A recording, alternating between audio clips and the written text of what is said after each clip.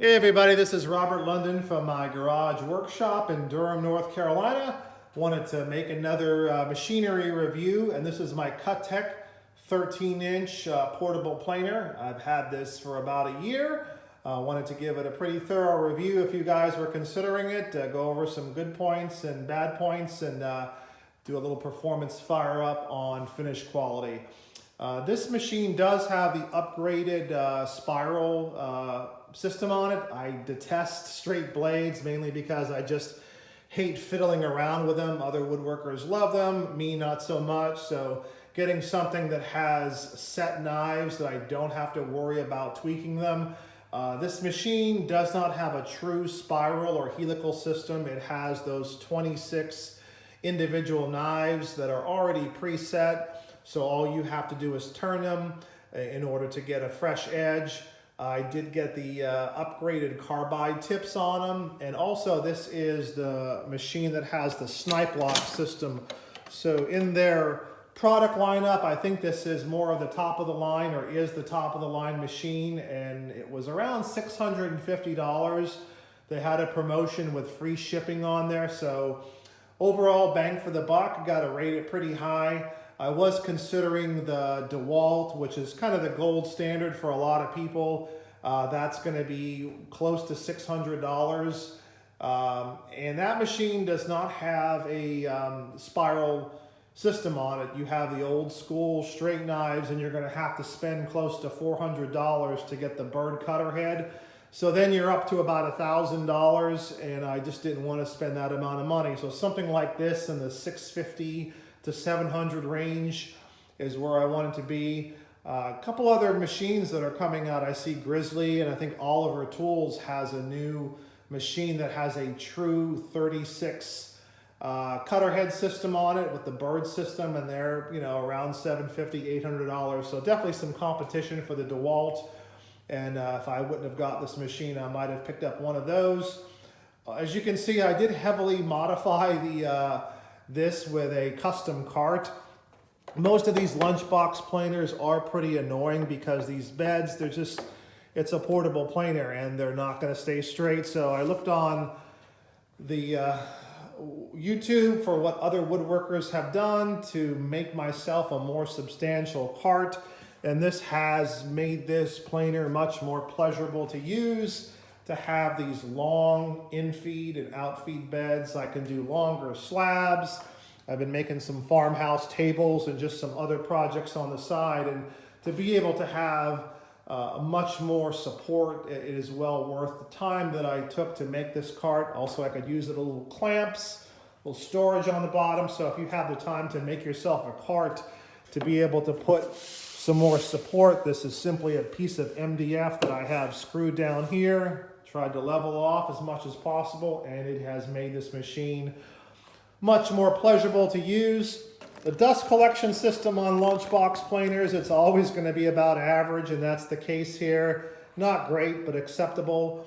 If you don't have a full-size dust collector, you can do the smaller port with the shop vac. I recently upgraded to a Grizzly canister system that has 1700 CFM, give or take, and it has helped extract the chips much more than the previous collection system that I had.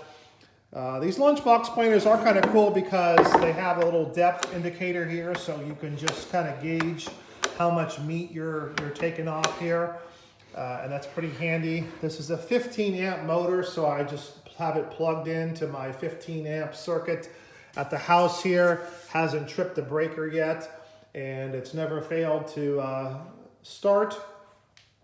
Knock on wood here, hopefully I won't jinx myself. It's been pretty good over the past year, and I think that it's served me well. Gonna power the machine on here. I know everybody wants to know what is the quality of the cut on this machine. Pardon me as I lean over here and start the collector.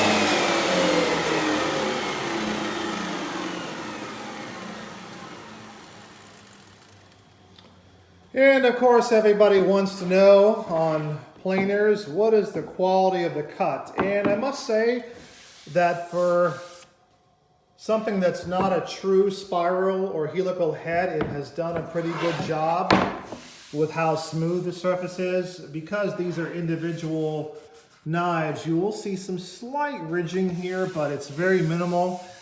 You're going to have to do a light dusting in terms of a palm sander or through your drum sander before finishing anyway. But I would say it's just loads better than straight knives, which kind of leave those scalloping marks. So you could literally just almost wisp this with 220 and knock down some of those ridges, and you will be good to go.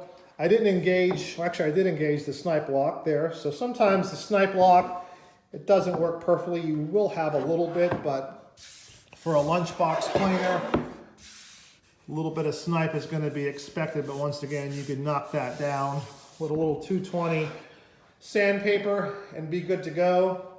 Overall, for the performance of this machine, for the price point of $650 for a Taiwanese made machine with some sort of spiral system on there, with not having to fool with straight knives, I think it's a pretty good bang for the buck. Would have to give it maybe 4 stars out of 5, maybe a tad higher. I think having this cart system with the extra support on the in-feed and out-feed has made this far more pleasurable to use. So if you don't have that, you might find it a bit more frustrating with snipe on the end and just trying to get stuff in there.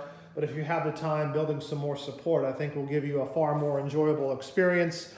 If you have any questions or comments, if you have this machine, any other tips you'd like to share, feel free to leave any comments below, and you all have a great day.